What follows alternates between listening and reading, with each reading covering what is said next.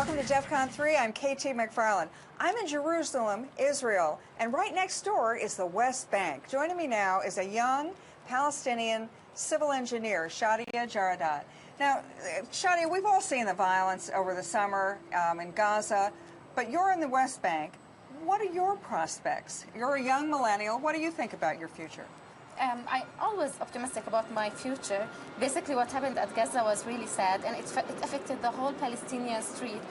I'm glad it was over, and I hope it will not happen again.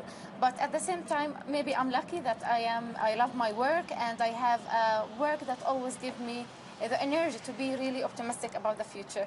Okay, well, tell me about your work, because when you look at the West Bank, about 50% of the population is young, under the age of 30.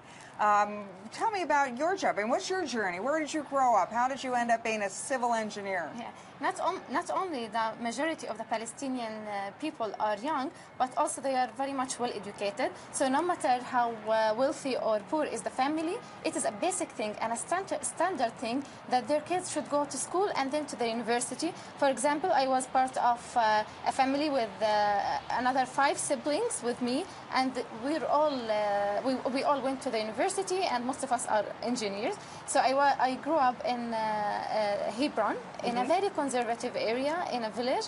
But after I finished, my family were open-minded, and they really wanted me to go and have a better future. So they sent me to study civil engineering at Birzeit University. So women as well as men, I mean, boys as well as girls go to university. Yeah, when it comes to education, equally.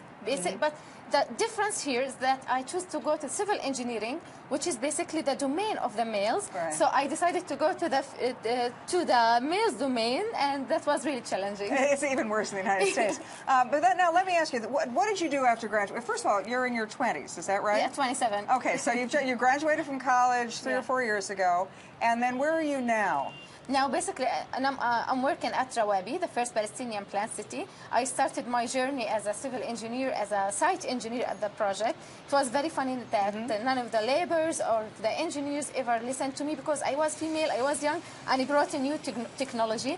Luckily, now when we look at the project and to the contractors that they didn't listen to me at the beginning, that now they are hiring female engineers working for them. So you can see how the culture is being changed with just time. A few years. Tell me about Rawabi.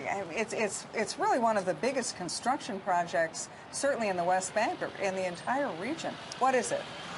First of all, I'm really proud to be part of this project. Rawabi is the first Palestinian plant city that will be for 40,000 population. It will have everything, full concept for people to come and live at a very beautiful and well-designed neighborhoods, beautiful apartments. At the same time, they can work in a very modern environment at the town center, and also we have full entertainment destinations and services, so people can really live, work, and grow at the same place. It will be a normal Palestinian city such as Ramallah and Nablus. People could be working at Rawabi and living at Ramallah, or living in Nablus and working at Rawabi. So it will be a normal city, and we will have the same relation with the Palestinian cities. But the only different thing here that it is the first Palestinian plant city. When we talk about planning, we talk about the master planning, about well-developed infrastructure, full services, and beautiful designs for everything. That's what really makes Rawabi special at the point. Okay, so most cities we think of, they start as villages, they get bigger, and they all sort of grow like topsy. But Rawabi, you've already planned for apartments as well as what else? Yeah, we have residential areas, 23 residential apartments, and also we have commercial center, full area for commercial that will be like economic jewelry, attracting people from the whole West Bank, not only for people who are living at Rawabi. It will be like ICT hub. We're aiming to have ICT hub to create jobs at the city. To make it really successful, we need to create jobs and to bring people to the city. And we have retail shops. Luckily, we've been able to close with the franchise, and it's really something new and different to the West Bank because we don't have any of the franchise. We're always classified as a risky area, so we've been able to bring them. And also we have restaurants, coffee shops, cinemas, nightclubs, a hypermarket, furniture store, and this is only inside the town center. In addition to that, we have full entertainment destination that is called Medina. Inside it, we have amphitheater that will be for 16,000 audience. We have a soccer stadium, volleyball stadium, water park. We're planning to have a water park, traces for car tracing, and full green areas where people can really come and enjoy full experience. And I can tell that we don't have anything even that could be even similar to what we are giving at this area. So if you look at Rawabi, and you're a young Palestinian, what do you think of your future? I mean, you've got this great place that you're building, you're going to live there, you're working there, but what do you look at as the future for young Palestinians on the West Bank? Not only I'm working at Rawabi, but also I bought a house there. Oh, you bought a house? Because I totally believe in the project. It is a small example of what Palestinians are able to do. Like, the project is fully being made and constructed by Palestinians, and we are making it. This is why I told you at the beginning that I'm optimistic. It's not just a great place to live, it'll be a real symbol of what you can do. Because I told you I'm optimistic enough, because if we are able to do more and more of Rawabi, of projects like Rawabi, then I believe we can build a state for the Palestinians. That's why I'm optimistic about it. What is the expression from your lips to God's ears? Thank you so much. Thank you. Shadia Jaradat, and I'm in Jerusalem, in the beautiful, beautiful Holy Lands, and thank you for joining us. If you want to find out more about what's going on in the Middle East, or Rawabi, or any high-tech issue, go to foxnews.com.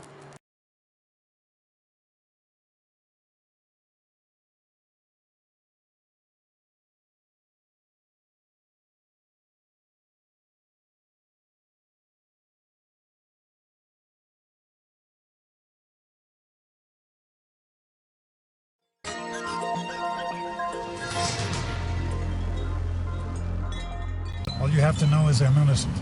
Give me 2 days, I can prove it. Liam Neeson turns his Taken franchise into a trilogy, and the action star says it was very important to him that they do one thing differently. The main thing I was concerned about was, before signing off for the third, was that no one gets taken. That was the big concern for me. We couldn't do that again. We had done it successfully. You can't insult the audience with doing another Taken story, you know, where someone is kidnapped, you know. I can find out who did it. Chapter 3 has Brian Mills hunting down his ex-wife's killer while being pursued by the authorities, who consider him the prime suspect. That's where actor Forrest Whitaker comes in. I've seen Taken 1 maybe 3 or 4 times, and I saw both of them, Taken 1 and 2, and I knew what he had done. It was a great, great franchise, and that was like a great opportunity to get to go in and work with a great actor and actors too, like on something that was really interesting. Neeson told us what this franchise has meant to his career. I was cruising along nicely. I was working constantly, and, you know, little forays into the theater every now and again, and suddenly with the success of this Taken 1 was like, took me very much by surprise, and so Hollywood started sending me more action scripts, which I'm thrilled to get the chance to do. His co-stars also shared what it means to be part of a series like this. Initially, I think you always think, oh, I play this character and that person is going to remain the same. But it's, as you know, the same way in life. You change over time. And so you can just grow along with your characters. A lot of daughters have come up to me, or fathers, and they'll want to, like, pose a picture, like, for their daughter or for her father. And she's like, yeah, when I left for college, like, my dad sat down and made me watch this, and it's kind of our thing, like our inside joke. And that part to me is so touching, because I have certain things with my dad that are like that for us. So is this really the last Taken, or is there room for more? I think if audiences go and see it and they like these characters, I mean, I'd love to do something with Forrest again. And if it's in a Taken 4 scenario, great. You can find Taken 3 in a theater near you. In New York, Rick Leventhal, Fox News.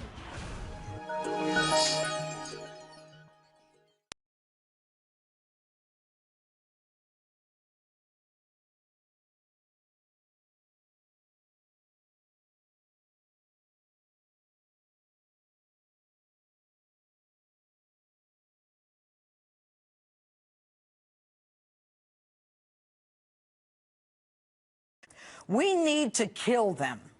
We need to kill them. The radical Muslim terrorists hell-bent on killing us. You're in danger. I'm in danger. We're at war, and this is not going to stop. After this week's brutal terror attacks in France, hopefully everybody now gets it. And there's only one group that can stop this war: the Muslims themselves. Our job is to arm those Muslims to the teeth, give them every